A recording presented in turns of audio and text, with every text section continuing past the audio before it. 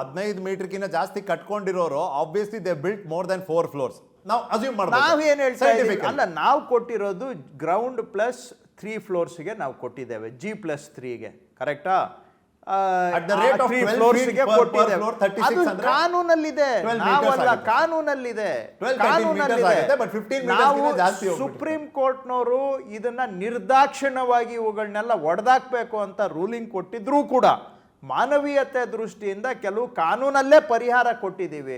ನೀವು ಅದನ್ನು ಮೀರಿ ದಿನ ಬೆಳಿಗ್ಗೆ ಇವತ್ತು ನಾನು ಓಡಾಡ್ತಾ ಇರ್ತೀನಿ ಬೆಂಗಳೂರು, ಕಟ್ತಾನೆ ಇದ್ದಾರೆ, ಯಾವುದು ಲೆಕ್ಕ ಇಲ್ಲ. ಸುಪ್ರೀಂ ಕೋರ್ಟು ಲೆಕ್ಕ ಇಲ್ಲ, ಕಾನೂನು ಲೆಕ್ಕ ಇಲ್ಲ, ಸರ್ಕಾರನೂ ಲೆಕ್ಕ ಇಲ್ಲ, ಏನು ಲೆಕ್ಕ ಇಲ್ಲ ಅಂತ ಹೇಳಿದ್ರೆ ಪೊಲಿಟಿಷಿಯನ್ ಆ ರೋಲ್ ಇಂದ ನೀವು ಹೊರಗೆ ಬಂದು sir, if you have to analyse ಈ ಒಂದು ಸೊಸೈಟಿ ಜನ, ಯಾಕಂದ್ರೆ ಸರ್ ಇವತ್ತು ಬಾಡಿಗೆ ಮನೆಗೆ ಬೇಡಿಕೆ ಇದೆ. ನಾನು ಎರಡು ಫ್ಲೋರ್ ಕಟ್ಟಿದ್ರೆ 2 ಮನೆ ಬಾಡಿಗೆ, 3ನೇ ಫ್ಲೋರ್ ಕಟ್ತೀನಿ, 3ನೇ ಫ್ಲೋರ್ ಬಾಡಿಗೆ ಬಂದೇ ಆಗಿದೆ ಜನ.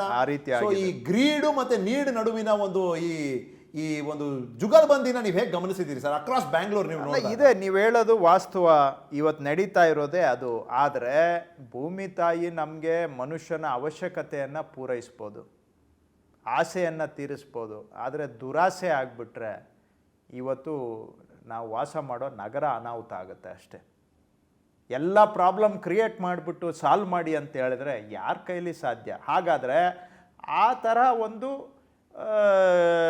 ಏನು ಕಷ್ಟದಲ್ಲಿ ಜೀವನ ಮಾಡೋದೇ ನಾವು ಅದನ್ನು ಒಪ್ಕೊಳ್ಬೇಕು. ಹಂಗಾದರೆ ನಾನು ಏನು ಬೇಕೋ ಮಾಡ್ಬೋದು, ನಾನು ಎಲ್ಲ ಕಾನೂನು ಮುರಿಬೋದು, ನಾನು ಇಷ್ಟ ಬಂದಂಗೆ 5 ಫ್ಲೋರ್ ಕಟ್ಬೋದು ಅಂತಿದ್ರೆ ಹಾಗಾದರೆ ಯಾವ ಪ್ರಾಬ್ಲಮ್ಮು ಸಾಲ್ವ್ ಆಗೋದಿಲ್ಲ.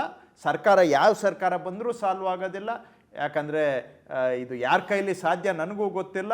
ಆ ಥರ ಇದ್ದ ಮೇಲೆ ಈ ಅವ್ಯವಸ್ಥೆಯಲ್ಲೇ ಬದುಕೋದನ್ನು ನಾವು ಒಪ್ಕೊಳ್ಬೇಕಷ್ಟೇ. ವ್ಯವಸ್ಥೆನ ಒಪ್ಕೋಬೇಕು. ಹೌದು, ಕರೆಕ್ಟ್ ಸರ್. ಈಗ ಮುಂಚೆ BBMP ಇದ್ದಾಗ I was a metro reporter. ಅವಾಗಲೂ ಸರ್, ಅವಾಗ ನನಗೆ ಏನು ಅನಿಸ್ತಿತ್ತು, ಹೊಣೆಗಾರಿಕೆನೇ ಇಲ್ವಲ್ಲ, ಬೇರೆ ಬೇರೆ ಡಿಪಾರ್ಟ್ಮೆಂಟಿಂದ ಡೆಪ್ಯೂಟ್ ಆಗಿ ಬರ್ತಾರೆ. Now you have GBA sir, ಒಂದು 3 ಲೇಯರ್ಡ್ ಗವರ್ನೆನ್ಸ್ ಸ್ಟ್ರಕ್ಚರ್ ಇದೆ, ಹಾಗೆ ಹೀಗೆ ಸರ್. ನೀವು ಏನನ್ನ ಅನುಭವಿಸ್ತಿದ್ದೀರಿ sir as the minister of GBA who has GBA under you? ನಿಮಗೇನು ಅನಿಸ್ತಿದೆ sir in terms of officers attitude, ಅವರ ಒಂದು ಹೊಣೆಗಾರಿಕೆ, ಮುಂಚೆ ಇದ್ದಂಥ ಹೊಣೆಗೇಡಿತನ ಇವಾಗ ನೀವು ಇನ್ಕಲ್ಕೇಟ್ ಅಥವಾ ಒತ್ತಾಯ ಮಾಡಿ ಅಲ್ಲಿ ಸೇರಿಸ್ತಿರುವಂಥ ಒಂದು ಹೊಣೆಗಾರಿಕೆ ಬಗ್ಗೆ ನಿಮಗೇನು ಅನ್ಸುತ್ತೆ ಸರ್? ಏನು ವ್ಯತ್ಯಾಸ? ಈಗ ನಾನೇನು ಫಸ್ಟ್ ಟೈಮು GBA ಇದೇ ಫಸ್ಟು ನಾನು ಸರ್ಕಾರದಲ್ಲಿ ಅಧಿಕೃತ ಖಾತೆ ನಿರ್ವಹಣೆ ಅಂತೇನಿಲ್ಲ. ಇಲ್ಲಿವರೆಗೂ ಸುಮಾರು ಇಲಾಖೆಗಳಲ್ಲಿ ಕೆಲಸ ಮಾಡಿದ್ದೇನೆ. ಸರ್ಕಾರದಲ್ಲಿ ಎಷ್ಟು ಮಟ್ಟಿಗೆ ಹೊಣೆಗಾರಿಕೆ ಉಳಿದಿದೆ ಅನ್ನೋದು ಕೂಡ ಗೊತ್ತಿದೆ. ಇದೊಂದೇ ಕಡೆ ಅಲ್ಲ, ಇಲ್ಲಿ ಸ್ವಲ್ಪ ಬೇರೆದಕ್ಕಿಂತ ವರ್ಸ್ಟ್ ಇರ್ಬೋದು, ಅದನ್ನು ಹೇಳ್ತೇನೆ. ಆದರೆ ಒಟ್ಟಾರೆ ಸರ್ಕಾರದಲ್ಲಿ ನಾನು ಸರ್ಕಾರದಲ್ಲೇ ಇದ್ದೀನಿ. ಇವತ್ತು ನಮ್ಮ ಸರ್ಕಾರ ಇದೆ, ನಾನು ಮಂತ್ರಿ ಆಗಿದ್ದೀನಿ. ಇದು ಹೇಳ್ಬೋದಾ, ನೀವು ಹೇಳ್ಬೋದಾ ಮಂತ್ರಿ ಆಗಿ ಅಂತ ಅಸೆಂಬ್ಲಿಯಲ್ಲಿ ಹೇಳಿದಾಗಲೂ ಕೆಲವರು ನನಗೆ ಟೀಕೆ ಮಾಡಿದ್ರು, ಮಿನಿಸ್ಟ್ರಾಗಿ ಹಿಂಗೆ ಹೇಳ್ತಾರೆ. ಇದು ಸತ್ಯ ಹೇಳ್ಬೇಕು ಸ್ವಾಮಿ. ಫಸ್ಟು ನಮ್ಮ ಆತ್ಮಕ್ಕೆ ಸಾಕ್ಷಿಯಾಗಿ ನಾವು ನಡ್ಕೋಬೇಕು. ಕೆಲವು ಚೌಕಟ್ಟಿನಲ್ಲಿ ನಾವು ಒಂದು ಸ್ವಲ್ಪ ಲಿಮಿಟ್ ಒಳಗಡೆ ಮಾತಾಡಬೇಕು, ಒಪ್ಕೊಳ್ತೀನಿ. ಆದರೆ ಇವತ್ತು ಆಡಳಿತ ವ್ಯವಸ್ಥೆಯಲ್ಲಿ ಹೊಣೆಗಾರಿಕೆ, ಅಕೌಂಟಬಿಲಿಟಿ ಇದೆ ಅಂತ ನೀವು ಹೇಳ್ತೀರಾ? ಪ್ರಾಮಾಣಿಕವಾಗಿ ಹೇಳಿ. ಇಲ್ಲ ಸರ್. ಮತ್ತು ಒಪ್ಕೊಳ್ಬೇಕು, ಇಷ್ಟು ಒಪ್ಕೊಂಡು ಅದನ್ನು ಸುಧಾರಣೆ ಮಾಡೋದಕ್ಕೆ ಪ್ರಯತ್ನ ಮಾಡಬೇಕು. ನಾನು ಯಾವ್ಯಾವ ಹಿಂದೆ ಜವಾಬ್ದಾರಿ ನಿರ್ವಹಣೆ ಮಾಡಿದ್ದೇನೆ ಅದೇ ಪ್ರಯತ್ನ ಮಾಡಿದ್ದೇನೆ, ಸುಧಾರಣೆ ಮಾಡೋದಕ್ಕೆ ಪ್ರಯತ್ನ. ಎಷ್ಟು ನಮ್ಮ ಕೈಯಲ್ಲಿ ಎಲ್ಲ ಕೆಪಾಸಿಟಿ ಇರೋದಿಲ್ಲ, ಎಷ್ಟು ನಮ್ಮ ಕೈಲಿ ಸಾಧ್ಯ ಅಷ್ಟು ಸುಧಾರಣೆಗೆ ಪ್ರಯತ್ನ ಮಾಡಿದ್ದೀವಿ. ಬೆಂಗಳೂರಿನಲ್ಲೂ ಅದೇ ಪ್ರಯತ್ನ ಮಾಡ್ತಾಯಿದ್ದೀವಿ. ಇಲ್ಲಿ ಅಕೌಂಟಬಿಲಿಟಿ ಬೇರೆ ಕಡೆಗಿಂತ ಇನ್ನೂ ಸ್ವಲ್ಪ ಕಡಿಮೆ, ಇಲ್ಲಿ ಸೋರಿಕೆ ಇನ್ನೂ ಸ್ವಲ್ಪ ಜಾಸ್ತಿ. ಅದರಲ್ಲೂ ಕೂಡ ಸುಧಾರಣೆ ಮಾಡಬಹುದು. ಯಾಕೆಂದರೆ ಎಲ್ಲ ಸಿಸ್ಟಮಲ್ಲೂ ಒಂದು ಅರ್ಧ ಜನ ಒಳ್ಳೆಯವರು ಇರ್ತಾರೆ. Agreed sir.